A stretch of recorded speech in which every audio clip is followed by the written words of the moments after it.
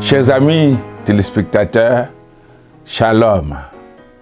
Aujourd'hui, je vous apporte la parole du lundi que nous trouvons au livre de l'évangéliste Jean, le 8e chapitre, le 32e verset. Il est écrit: vous connaîtrez la vérité vous affranchira. Hier, 10 novembre, c'était un grand jour pour la France, on peut dire.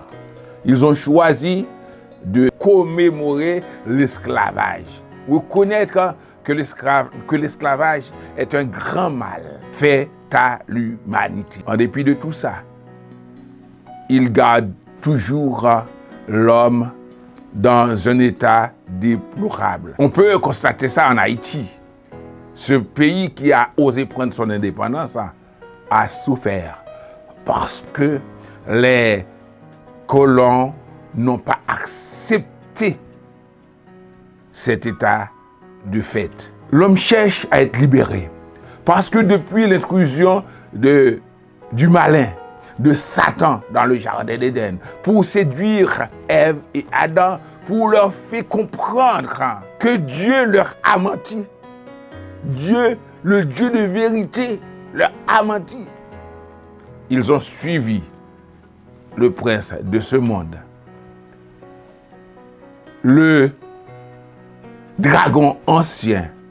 Ils l'ont suivi et se sont trouvés dans ses pattes, sous sa domination.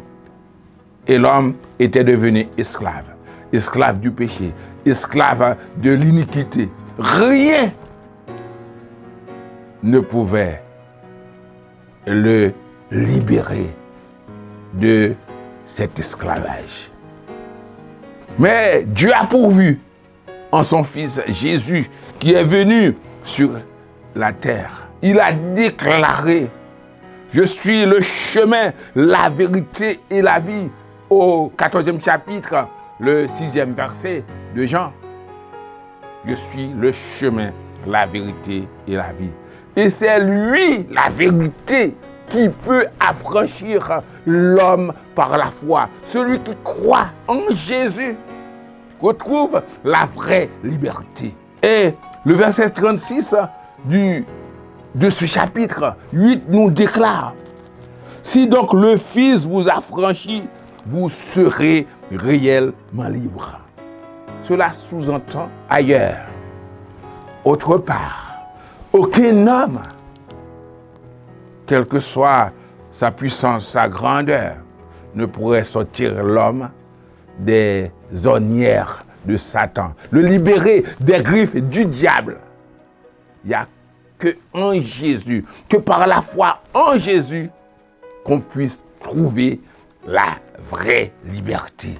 La liberté pour vivre avec Dieu, la liberté pour aimer les autres, la liberté pour comprendre, la liberté pour pardonner, la liberté pour adorer et servir Dieu en esprit et en vérité.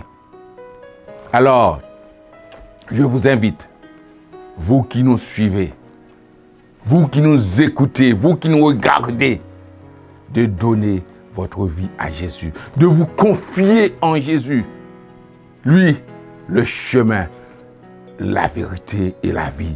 Il va nous libérer. Il va te libérer du péché. Il va vous libérer de la mort, de l'enfer, des griffes de Satan.